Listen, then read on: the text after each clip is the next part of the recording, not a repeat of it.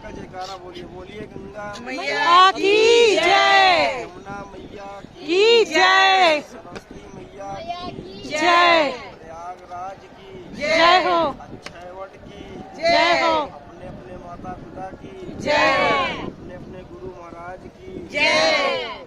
माँ जी, ये आप सामने यमुना नदी है, ये आपको यमुनोत्री से आती है, दिल्ली आगरा मथुरा के रास्ते होकर उधर उत्तराखंड गंगोत्री चल के माँ गंगा ऋषिकेश हरिद्वार कानपुर के रास्ते होकर त्रिवेणी में तीनों नदियों का संगम होता है, जिसमें गंगा मैया यमुना मैया का जल आपको अलग अलग दिखाई देता है। जो तीसरी माँ है, इन्हीं दोनों के बीच में गुप्त धारा बनकर नीचे नीचे अंडरग्राउंड ये देखिए आपके सामने यमुना मैया का कलर ग्रीन होता है, जब गंगा मैया आता है तो उनका कलर ब्राउन होता है, थोड़ा मटमैला हो जाता है। अब सभी लोग थोड़ा सा जल लेके माथे पे लगाने का इसका महत्व होता है।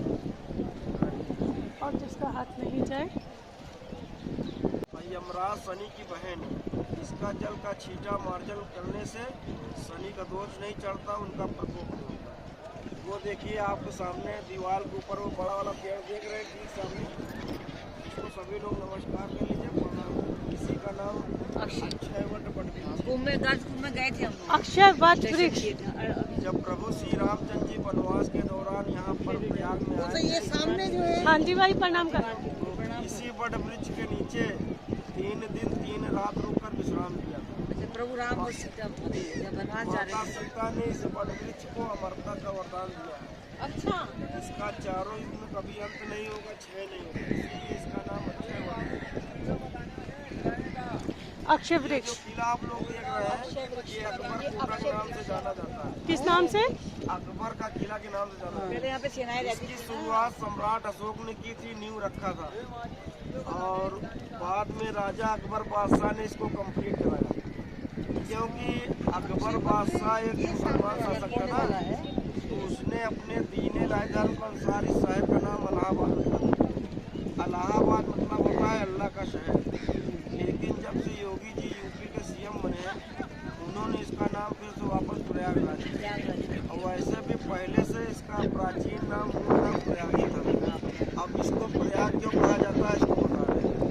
जब भगवान ब्रह्मा जी ने सृष्टि का निर्माण किया था, तो सबसे पहले इसी प्रयाग के पावन धरती पे पहला यज्ञ किया था। प्रयागराज। प्रा मतलब प्रथम होता है, प्रयाग मतलब होता है यज्ञ, इसीलिए इसका नाम प्रयागराज।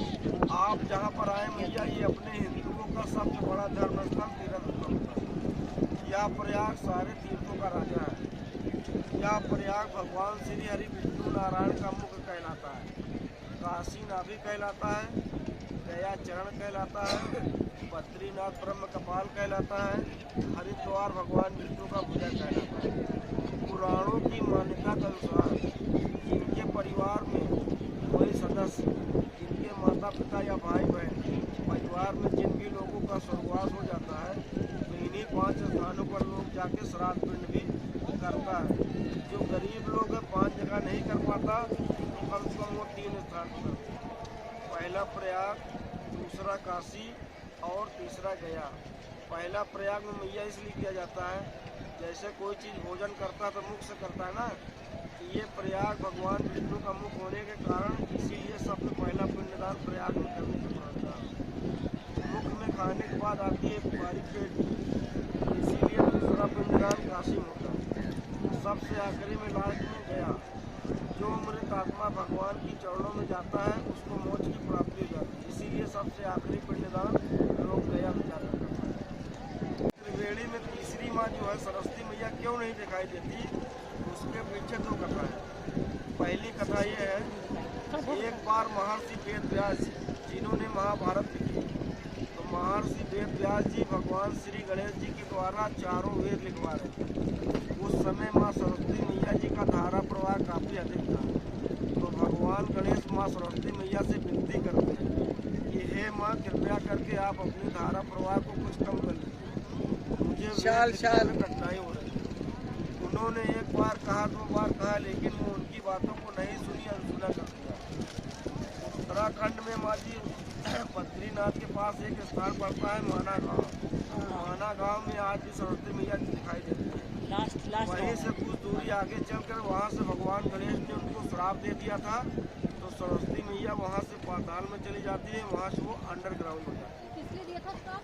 दोबारा वो चारों वेद लिख रहे थे माँ जी गणेश भगवान, गणेश भगवान। तो अच्छा उस समय माँ सरस्वती मैया जी का धारा प्रवाह बहुत शोरगुल अच्छा बहुत अच्छा चलता। अच्छा। भगवान गणेश ने उनसे विनती किया कि हे माँ आप अपनी धारा प्रवाह आवाज़ को कुछ कम कर, मुझे वेद लिखने में कठिनाई होगी।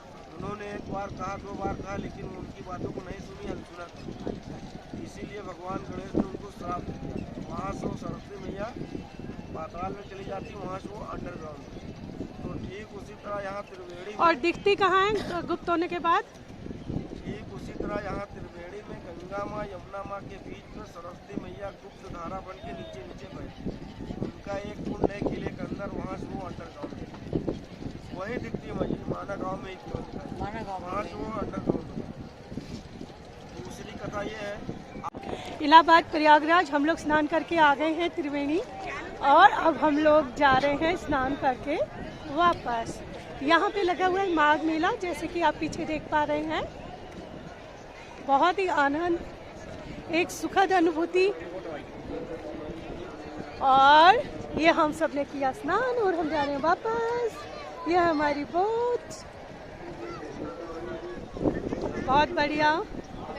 ठाकुर जी का आनंद, प्रभु कृपा, जो हम लोगों ने संगम स्नान किया